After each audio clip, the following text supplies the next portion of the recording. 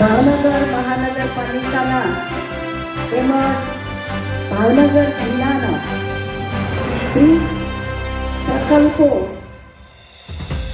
તેના વિવિધ ખાતમુહૂર્ત લોકાર્પણ પ્રસંગે આપણી વચ્ચે સન્માનીય મંચ ઉપર ઉપસ્થિત ભાવૈયાની ધરતી પર આજે આપણા ગુજરાત રાજ્યના આદરણીય મુખ્યમંત્રી શ્રી ભૂપેન્દ્રભાઈ પટેલ સાહેબનું હું હૃદયના ભાવથી સ્વાગત કરું છું. બધા જ લોકો પોતાની વાત મૂકી શકે એવા આપણા મુખ્યમંત્રી ભૂપેન્દ્રભાઈ પટેલ સાહેબને હું આભાર પણ વ્યક્ત કરું છું.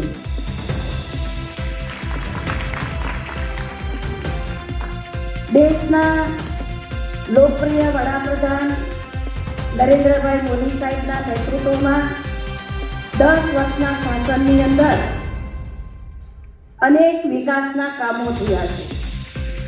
જનતા જનાર્દને ખૂબ આશીર્વાદ આપી અને આપણા દેશના વડાપ્રધાન નરેન્દ્રભાઈ મોદી સાહેબને સળંગ ત્રીજી વખત વડાપ્રધાન બનાવવાનો આપ સૌએ મોકો આપ્યો છે. ભારત સરકારનું લક્ષ્ય છે કે ત્રીજી ટર્મમાં ગરીબો માટે 3 કરોડ આવાસ બનાવવા, 3 કરોડ ઘર બનાવવા, 3 કરોડ લખપતિ દીદી બનાવવા.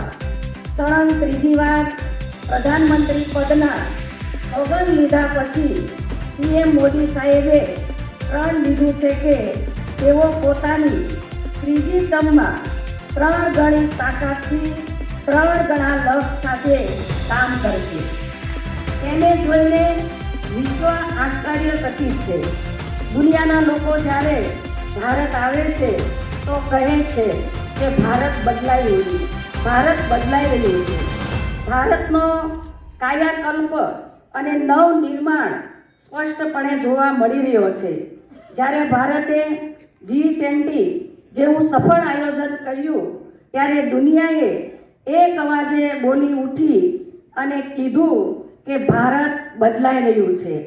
ભારતમાં 10 વર્ષમાં પોતાના એરપોર્ટની સંખ્યા 2 ગણી વધી છે. 40,000 કિલોમીટરથી પણ વધુ રેલવે લાઇનનું ઇલેક્ટ્રિફિકેશન, ડિજિટલ પેમેન્ટ્સ અને આવા નવા વિક્રમો સ્થાપ્યા છે. ભારત L1 પોઈન્ટથી સૂરજની પરિક્રમા પૂરી કરવા સહિત અન્ય ઘણા અનોખા કામ થયા છે. તો દુનિયાને લાગે છે કે હકીકતમાં ભારત બદલાઈ રહ્યું છે. ઇંગ્લિશ નથી આવડતું એટલે આપણને થાય ઘણી વખત બધા બહુ ઇંગ્લિશમાં બોલતા આપણી સામે તો આપણે એકદમ ઇમ્પ્રેશનમાં આવી જઈએ કે આ તો આપણા કરતાં બહુ જ હોશિયાર છે. પણ એવું કંઈ હોતું એટલે ગભરાવાની જરૂર, કારણ કે અમે બધા ફોરેન જઈ આવ્યા છે. મને ઇંગ્લિશ એટલું બધું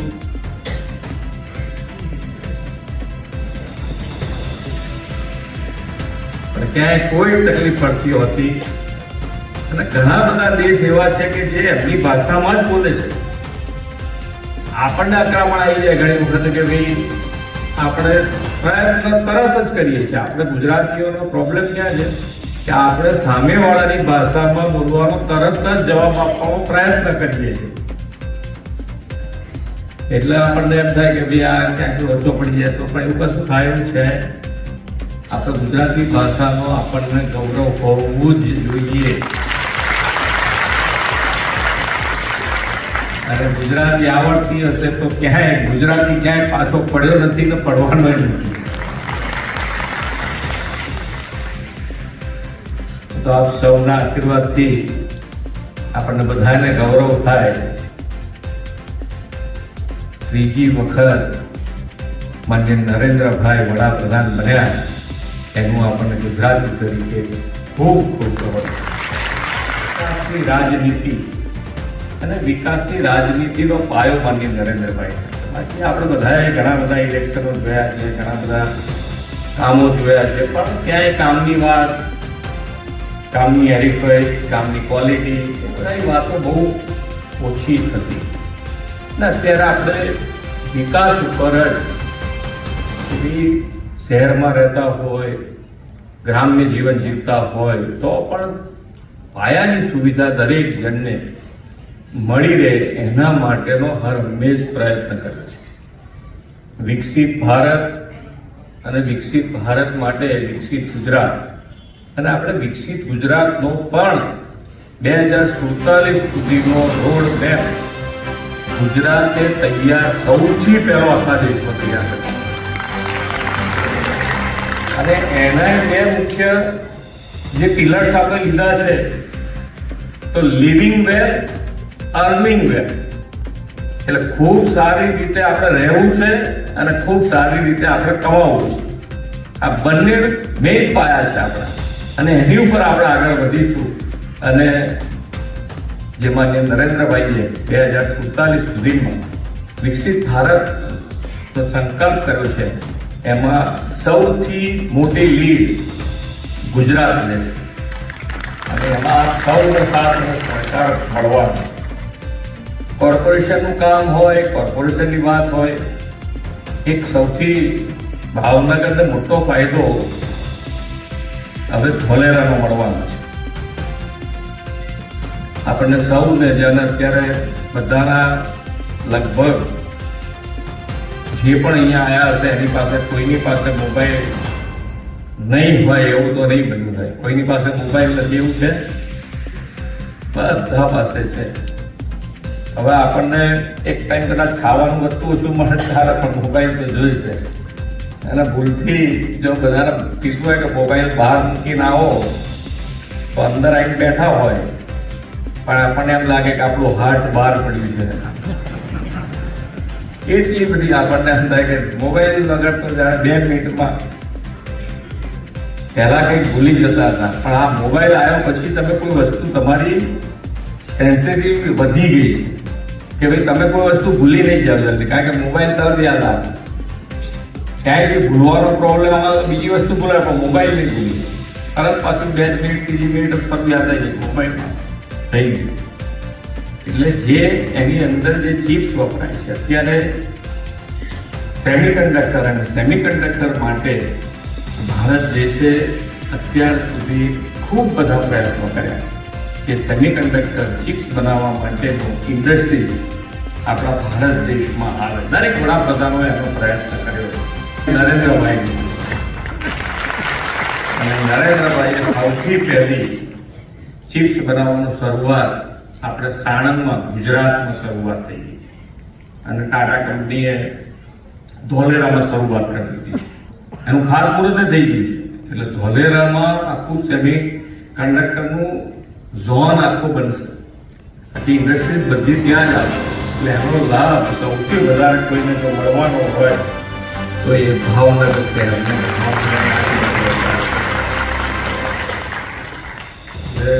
તમારે બધાને તો હવે જેટલું તમે ફેસિલિટી ભાવનગરમાં વધારો, એક તમારે ત્યાં સીએનજી ટર્મિનલ બની ગયું છે, અને સીએનજી ટર્મિનલનું પણ ખાતમુહૂર્ત કર્યું છે. હવે એ લોકો આગળ કામ કરવા માટે એકાદ વસ્તુ કંઈ ગવર્મેન્ટની એમને બાકી છે, મળી જશે. એટલે લગભગ આ 15 મહિનાની વાત છે કે પણ આખો પ્રોજેક્ટ શરૂ થઈ જવાનો. મકાનોની વાત થતી હતી, મકાનો બનાવ્યા તો મેં કીધું કે ભાઈ સ્ટેજ ઉપર આવીને સ્ટેજ ઉપર તો પૂછતા હોઈએ એટલે કે બધા સારું બોલે ને, અહીંયા અમારી જોડે બેઠા હોય તો કોણ ખરાબ બોલે કે ના સારું થયું છે નથી. પણ બેન કહે છે કે ના ના ખરેખર સારું થયું છે ને હું જોઈ આવી છું. બરોબર છે, સાચી વાત છે, બરોબર છે. એટલે ક્વોલિટી અને ક્વોલિટી ઉપર ધ્યાન રાખીને આપણે બધાએ આગળ વધવું. ગુજરાત અને ગુજરાતમાં વિકાસના કામોમાં કોઈ પણ કામ હશે, ભાવનગર નગરપાલિકા, મહાનગરપાલિકાનું કામ હશે કે ગ્રામ્ય સ્તરનું કોઈ કામ હશે, ક્યાંય પણ તમે આયોજનબદ્ધ રીતે અમારી પાસે આવ્યા હોય તો ગુજરાત સરકાર એ કામ કરવા માટે હર હંમેશ તૈયાર છે અને કર્યું પણ છે. મને લાગે રિંગ રોડનું કામ શરૂ થયું કે શું થયું? થઈ ગયું. એટલે રિંગ રોડ બી કેટલા સમયથી પેન્ડિંગ હતો એ પણ ચાલુ કરાવી દીધો છે. એટલે એ બી તમને મોટો ફાયદો રિંગ રોડ થકી પણ થવાનું છે.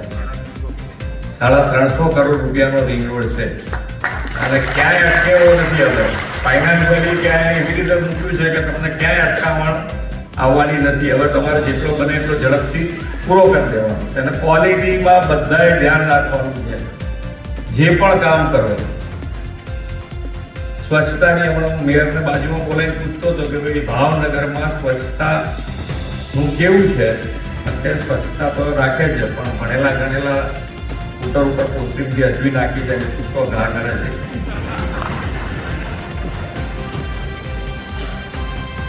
જેને જેને લાગુ પડતું હોય એ લોકોએ થોડું સુધારવાની જાતે કરી દેવું જોઈએ. આપણે કોઈને માટે કે હજુ મારે ઘણી વખત હું જેવું કામ કરતો હોઉં કે જેમાં આપણને એમ થાય કે હવે કોઈ કીધા પછી આપણને એમ થાય કે આ ના કરવું જોઈએ, તો પણ સ્વચ્છતા આપણે બધાએ રાખી શકાય એવું છે. હવે ફાઇનાન્શિયલી કોર્પોરેશનને કોઈ તકલીફ નથી અને આપણે બધા જો સાથ સહકાર આપીએ તો સ્વચ્છતા તો બિલકુલ રહે, રોજે રોજ રહે. એમાં કોઈ જાતની બાંધછોડ તમારા તરફથી કે અમારા તરફથી ન થાય એનું જો આપણે ધ્યાન રાખીશું તો ખૂબ જે લિવિંગ વેલની છે એ લિવિંગ વેલમાં આપણને ખરેખર આનંદ થાય કે સ્વચ્છતા હશે તો પાછળ સ્વાસ્થ્ય પણ આપણું સારું રહેવાનું છે. અત્યારે એક સ્વાસ્થ્યની વાત નીકળી તો હું પ્રાકૃતિક ખેતી માટેનું માન્ય નરેન્દ્રભાઈએ મિશન શરૂ કર્યું છે. આપણા આચાર્ય દેવવ્રતજી એની પાછળ ખૂબ, આપણા રાજ્યપાલ શ્રી હરિભાઈ ખૂબ મોટું યોગદાન આપી રહ્યા છે. કારણ કે જે રાસાયણિક ખાતરોથી જે અનાજ થાય છે એ અનાજથી આપણું તો સ્વાસ્થ્ય બગડે છે પણ જમીનનું પણ સ્વાસ્થ્ય ધીમે ધીમે ધીમે બગડતું રહે છે. એટલે એની અંદર એની અંદરના જે કાર્બન છે એ ઘટતો જાય છે એટલે જમીનનું પણ સ્વાસ્થ્ય બગડી ગયું. તો આ બંને, આપણું સ્વાસ્થ્ય સુધરે અને જમીનનું પણ સ્વાસ્થ્ય સુધરે એટલે આ પ્રાકૃતિક ખેતી, ગાય આધારિત ખેતી કરવા માટેનો દુરાગ્રહ પણ એની ઉપર દરેક જણ, આપણે જો આપણું ભવિષ્ય, આપણા છોકરાઓને જો કંઈક સારું આપીને જવું હશે તો આ વસ્તુનું ઉપર આપણે ખૂબ મોટો ધ્યાન રાખવું પડશે. ત્યાંથી કેટલા ખેતી કરતા હશે કેટલા નહીં એ મારો વિષય નથી, પણ મુદ્દો એટલો છે કે આપણે આની ઉપર જ્યાં જ્યાં આપણે કહીએ ત્યાં આગળ આ વસ્તુ પર ભાર મૂકવો છે અને મૂકાઈ રહ્યો પણ છે.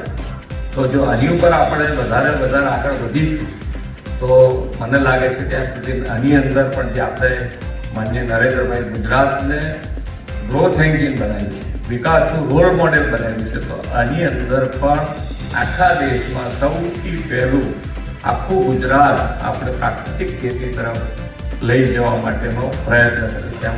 એમાં જે પણ ખેડૂત હોય જેની પાસે જેટલી જગ્યા હોય એટલી, એમને એવું લાગે કે કદાચ કોન્ફિડન્સ આવે કે ના આવે તો નાની જગ્યામાં કરે, અડધા વીઘામાં કરે, 5 વીઘામાં કરે, પણ એક પ્રાકૃતિક મોડેલ બનાવે એમને કોન્ફિડન્સ આપવા માટે. બાકી એવી કેટલી જગ્યાઓ છે કે જ્યાં પ્રાકૃતિક ખેતી થઈ રહી છે, તમારે જોવા જવું હશે તો જોવા એવી જગ્યાઓ છે, પણ તમે જોઈને પણ આની અંદર પ્રાકૃતિક ખેતી તરફ આગળ વધો એના માટેનો પણ આપણે સૌએ પ્રયત્ન કરવો જોઈએ.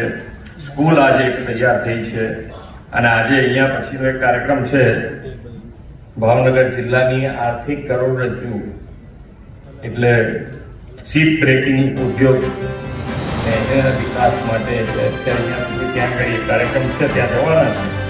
પણ બને ત્યાં સુધી એ બિઝનેસને પણ ક્યાંય તકલીફ ના પડે એના માટે સરકારે ખૂબ પગલાં લીધા છે અને એમને બધી જ જે એમને મુશ્કેલીઓથી દૂર કરવાનો પ્રયત્ન કર્યો છે.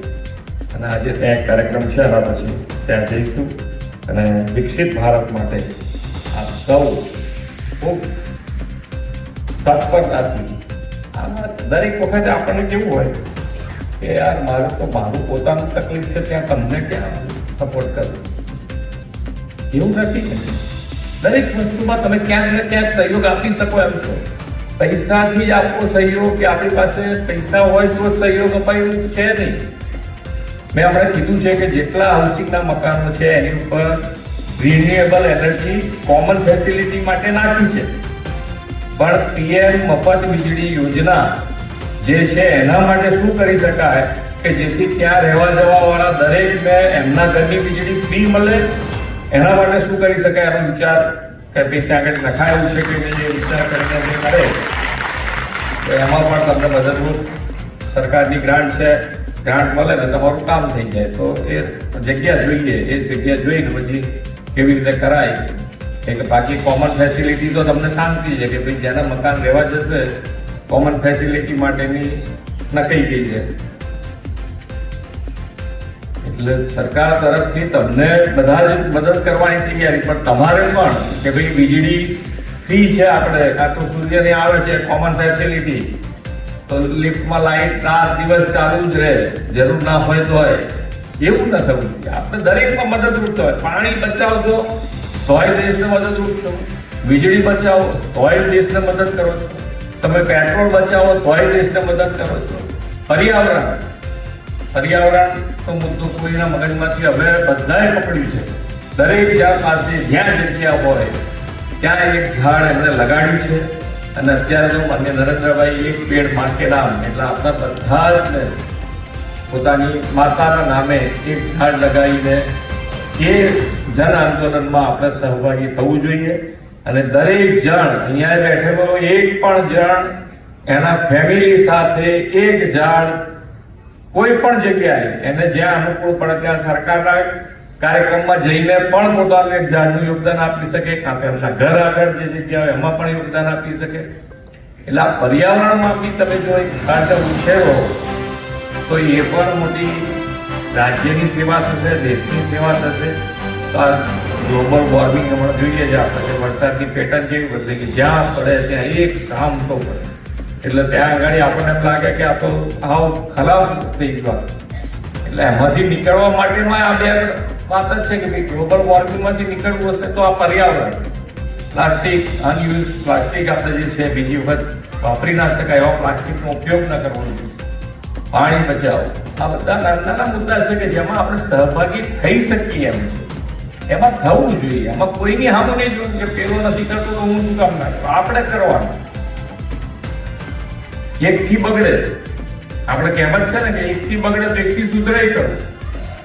અને આપણે જોયું છે કે આજે દેશમાં એક વ્યક્તિથી કેટલો મોટો બદલાવ આવ્યો. આજે દેશ અને દુનિયામાં આપણું ભારત દેશનું ગૌરવ વધાર્યું.